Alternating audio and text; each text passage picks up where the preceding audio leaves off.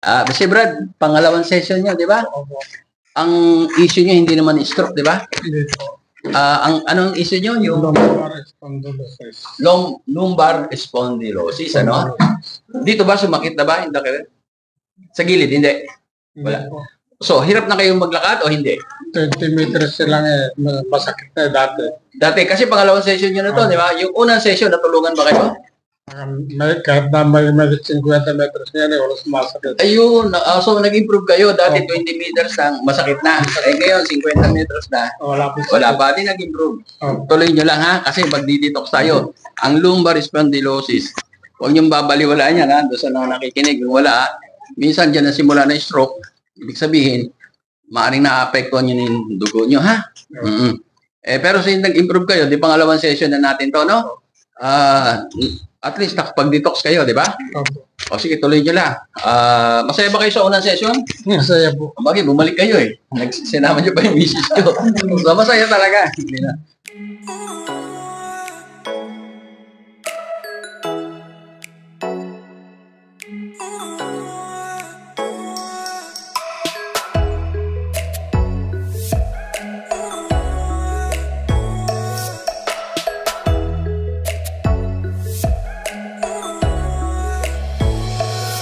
Si Mrs. anong sakit to? Yung tuhod ko at saka yung dito rin, yung katulad nung sa kanya. Pareho ba kinakain nyo? Oo. Kaya pala pareho sakit. Hindi. Baboy hindi ako. Muslim po. Ganun ba? Siguro siya. Hindi yun, matanda. Sabi ng doktor, matanda naman na tayo. Kaya wala na sa lagi. Pero kung sakaling gagraduate kayo, gagayahin nyo ako, gusto nyo? Kinakain lahat? Baboy, manok, hipon, alimango, gusto nyo? Nag-uulam po kami niyan. Yun. Hindi. Pero, at saka ano pa, wala akong maintenance. Pangalawa, tatlong dead lang ginagawa ko, ha? May maintenance. Tignan nyo. Ayaw nyo ba yung walang maintenance? Malakas kumain ng baboy, manok, lechon, alimango. Walang exercise. Nagpupuyat pa ako, 4 pa pala.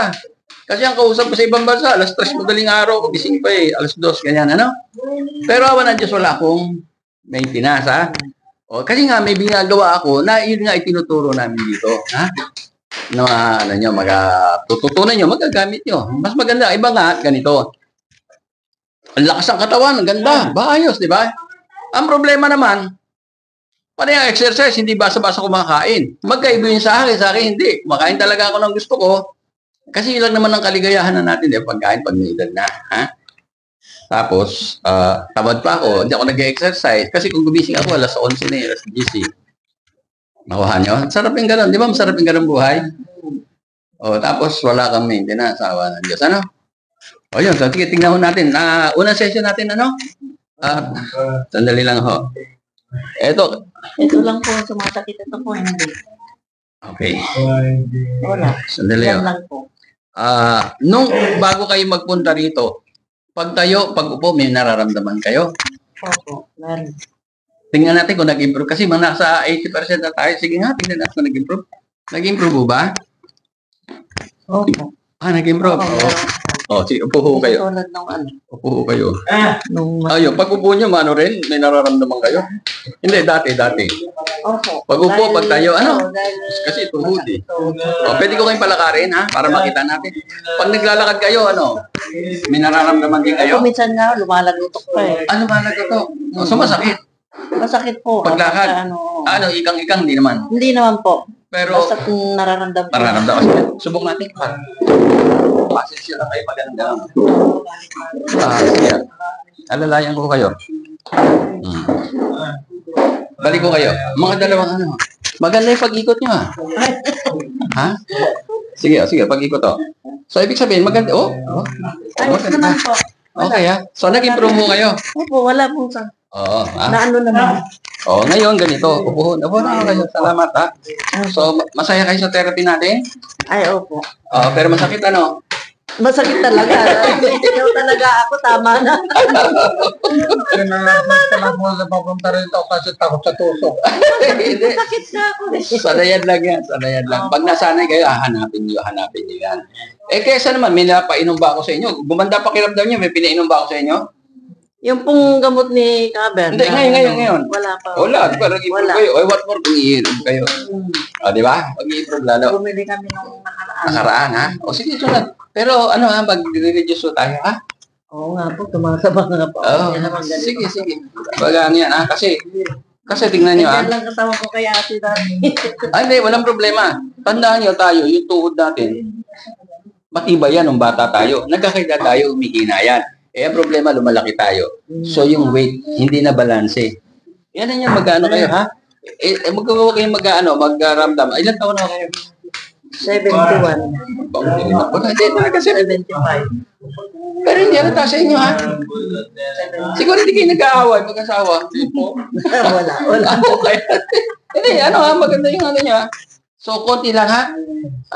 Sundin nyo lang ako. Aabutin nyo yung regalo ng gobyerno pag 100 years. Magkano na ba ngayon? Ha? 100 po. 100,000. Bago dumating, baka 200 na. Makamata na lang po gumagalaw. Pag napaganda natin ang dugo nyo, nasa Biblia yan, magandang buhay natin. Nasa Biblia yan, Paganda yun. Nandun tayo nakapokus, ha?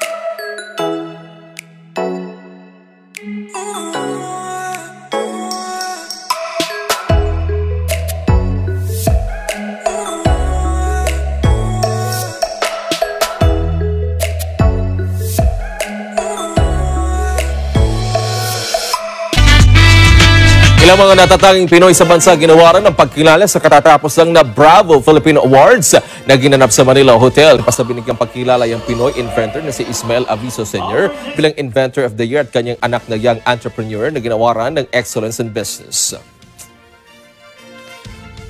First of all, I'm very thankful na binigyan tayo ng pagkakataon ni Bravo Filipino na maging part of awardee of this year to be Excellence in Business.